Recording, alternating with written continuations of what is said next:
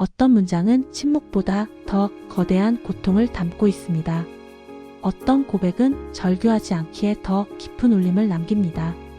2024년 10월 그 침묵과 고백의 문장들이 드디어 세계의 가장 높은 단상에 섰습니다. 한국 작가 최초 한강의 이름이 노벨 문학상 수상자로 호명된 순간입니다. 스웨덴 할리먼은 그녀의 문학을 이렇게 정의했습니다. 역사적 트라우마에 직면하고 인간 삶의 연약함을 드러내는 강렬한 시적 산문. 한강 작가는 문학이 외면할 수 없었던 고통의 뿌리를 응시해왔습니다.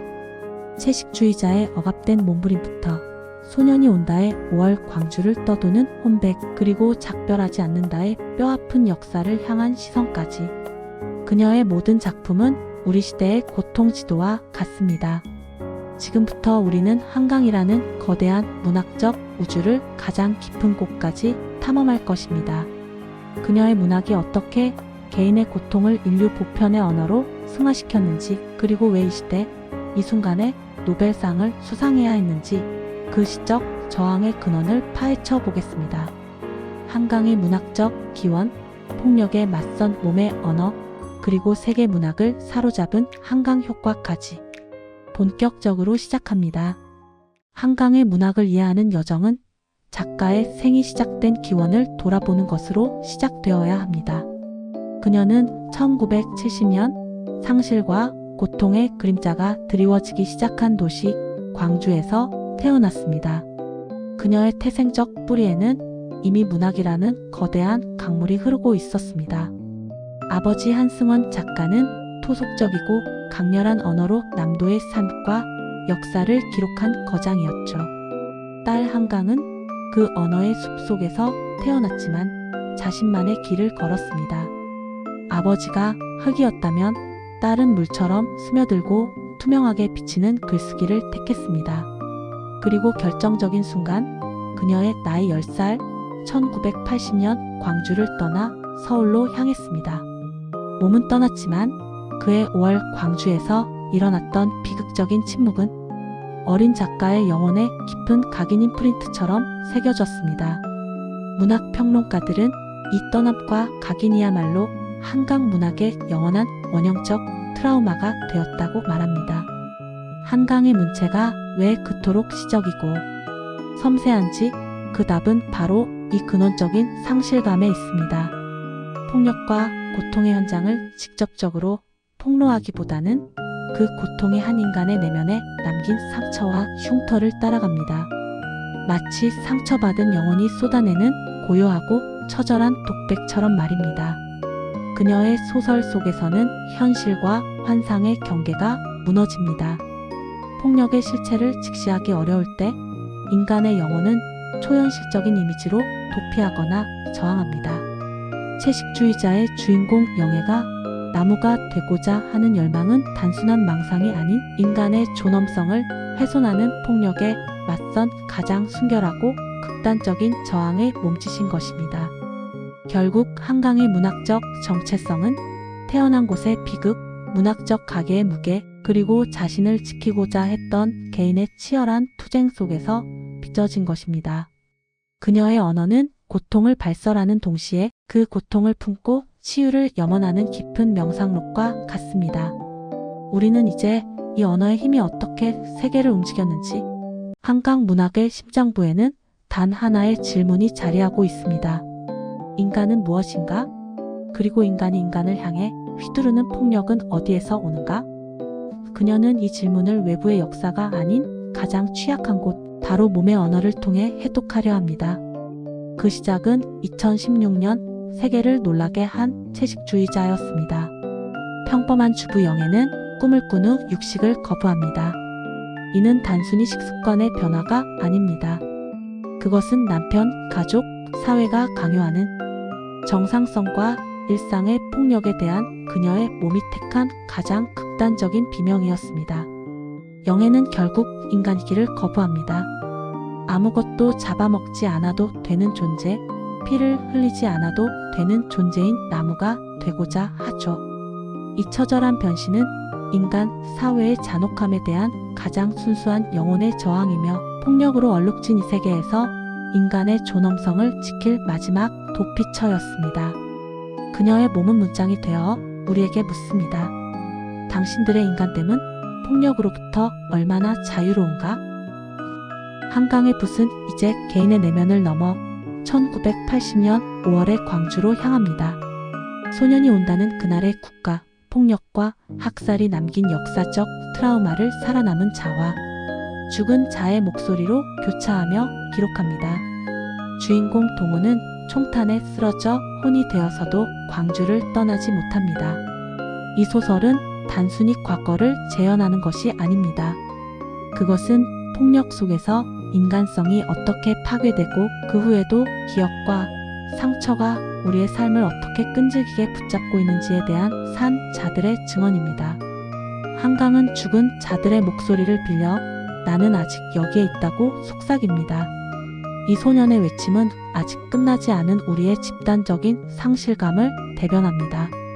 최근작 작별하지 않는다는 제주 4.3이라는 또 다른 한국사의 깊은 상흔으로 시선을 확장합니다.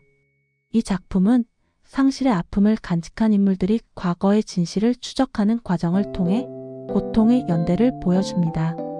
한강 작가는 이 작품을 마지막으로 너무 추웠던 역사적 소설은 그만 쓰겠다. 이제는 봄으로 들어가고 싶다고 고백했죠. 그녀의 문학은 결국 폭력의 겨울을 온몸으로 견뎌낸 후 인간의 존엄성이 기어코 피워낼 작은 봄의 가능성을 모색하는 여정입니다. 한강 작가가 몸의 언어로 기록한 모든 고통은 우리에게 인간이기를 포기하지 말라는 가장 절실하고 강력한 메시지입니다. 다음 시간에는 이 처절한 아름다움이 어떻게 국경을 넘어 세계를 감동시켰는지 한강 효과를 분석해 보겠습니다. 한 작가의 문학이 한 나라의 언어를 넘어 세계적인 사건이 되는 순간이 있습니다. 한강 작가의 노벨상 수상은 단지 한 개인의 영광을 넘어 그녀가 탐구했던 인간의 가장 깊은 고통이 비로소 전 인류의 언어로 공명했음을 의미합니다. 이러한 공명의 중심에는 뛰어난 번역가들의 헌신이 있었습니다. 특히 영국 번역가 데보라 스미스는 한강의 시적이고 섬세한 문체를 영어로 완벽하게 이식해냈다는 평가를 받습니다.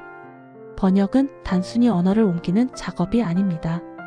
그것은 한강이 창조한 몸의 언어를 다른 문화권의 심장으로 옮겨 심는 영혼의 외과 수술과 같았습니다. 2016년 채식주의자로 맨부커 국제상을 수상했을 때 그것은 단순한 수상이 아니었습니다. 그것은 서구 평단이 한국 문학의 역사적 고통과 미학적 완성도를 동시에 인정하고 열광하기 시작한 한강 효과의 시작이었습니다. 이후 그녀의 작품은 프랑스 메디치상, 이탈리아 말라파르테 문학상 등 권위 있는 상을 휩쓸며 국경 없는 찬사를 받았습니다. 해외 평단은 그녀의 소설이 다루는 폭력이 특정 국가의 비극을 넘어선 인류 보편의 윤리적 질문을 던지고 있다고 평가했습니다. 그녀의 문학은 끔찍한 잔혹함 속에서도 피어나는 인간 정신의 숭고함을 보여준다. 한강의 소설은 이처럼 우리가 외면하고 싶었던 인간의 어두운 본성과 마주하게 만드는 강렬한 거울이었습니다. 노벨상 선배 작가들은 한강의 문학에서 시대를 관통하는 진실을 보았습니다. 한 작가는 그녀의 문학을 가리켜 가장 내밀하고 사적인 고통을 통해 역사적 비극의 거대한 서사를 풀어내는 독보적인 방식이라고 극찬했습니다. 한강은 이제 오르한 파묵, 르클레지오와 같은 세계 문학의 거장들과 어깨를 나란히 하며 한국 문학의 지평을 영원히 확장했습니다. 결국 한강의 문학이 세계를 울린 이유는 그녀가 찾아낸 고통의 언어가 특정 문화권을 넘어선 인간의 가장 깊은 심연을 건드렸기 때문입니다. 우리는 모두 폭력과 상실 속에서 살아가지만 그녀의 글을 통해 비로소 연대하고 치유받을 수 있음을 깨닫습니다. 노벨상 이후 한강 문학이 우리에게 제시할 인간 존재의 새로운 희망은 무엇일까요? 마지막 결론에서 그녀의 최종적인 지향점을 함께 짚어보겠습니다. 우리는 한강이라는 작가의 여정을 함께 걸었습니다. 그녀의 문학은 언제나 가장 어둡고 추운 곳을 향했습니다. 인간의 폭력성, 역사적 상실, 그리고 고독이 남긴 잔인한 흉터를 피하지 않고 직시했습니다. 하지만 그녀의 글쓰기는 절망으로 끝나지 않습니다. 그 모든 고통의 기록 끝에 한강은 우리에게 궁극적인 소망을 건넵니다. 그녀의 문학이 간절히 바라는 것은 인간이 가진 야만의 본성을 넘어서서 서로를 향한 가장 순수한 연대와 치유를 찾아내는 일입니다. 그녀의 문장은 우리 영혼을 깨우는 용기입니다. 채식주의자의 영예가 나무가 되려 했던 것은 생명을 유지하기 위한 가장 고결하고 순결한 의지였습니다. 폭력이 난무하는 세상에서 나는 기어이 인간의 존엄성을 지키겠다는 조용하지만 강력한 선언인 것입니다. 한강 문학의 감동이 우리의 심령에 깊이 스며드는 순간 우리는 최상의 컨디션으로 작용하게 됩니다. 그것은 육체적 활력이 아닌 정신적이고 영적인 충만함입니다. 슬픔을 이해하고 고통을 인정하며 그럼에도 불구하고 사랑과 희망을 포기하지 않을 내면의 힘을 회복하는 것입니다. 고통 너머의 빛을 향해 한강은 계속해서 써나갈 것입니다. 그리고 우리는 그녀의 글을 읽으며 우리의 영혼 깊은 곳에 숨겨진 가장 아름다운 인간의 가능성을 발견할 것입니다. 기억하라, 연대하라, 그리고 마침내 용서하고 사랑하라. 이것이 한강 문학이 우리에게 남긴 가장 고귀하고 영원한 유산입니다.